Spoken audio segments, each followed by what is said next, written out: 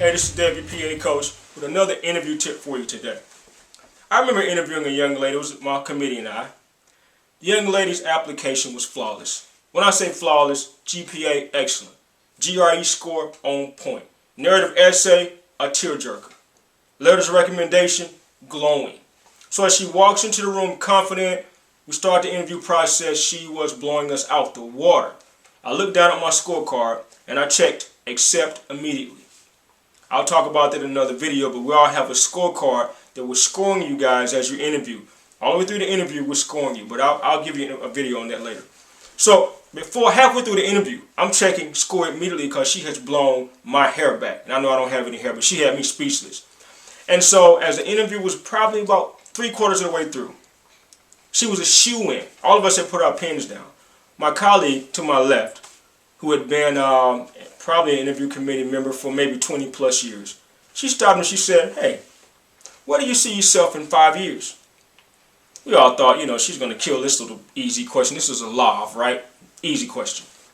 She turned to her and said, "Well, probably in 5 years I see myself back in school pursuing another degree." You can imagine the room went silent. Everybody picked their pens up almost at the same time. Erased accept immediately and put do not accept. Now, why do you suppose that happened? Out of 1,000 plus applicants that apply, we only interview about 110.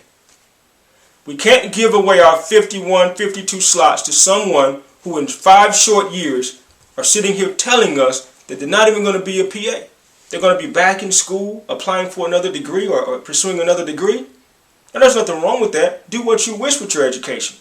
But don't ask for one of our 52 slots, knowing you're only going to use it for a short time.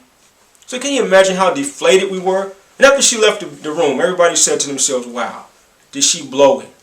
Did she ever blow it?" Because we know for a fact that in 5 years, she planned to exit the field and already be pursuing a different career. So we didn't know whether or not she was trying to use the PA profession as a stepping stone to med school or what. She didn't reveal exactly what she'd be in school for. So listen, I'm not asking you to be deceptive or try and lie to the admissions committee, but don't be stupid. Think of how we're thinking. You're sitting in front of a group of PAs and PA students who love the PA profession. We don't want to see you come in and leave it, even if you plan on doing so. You don't have to tell us. Right? Make sense to you? So she lost her spot. I don't know what happened to her. She probably got in somewhere because she was overqualified, but not in our school. Wasn't good enough because her mindset wasn't where we thought it should be. And so we all changed accept immediately to do not accept, and she got a rejection letter. But take heed to that, all right? Don't forget it. This is Dave, your PA coach, helping you get into PA school.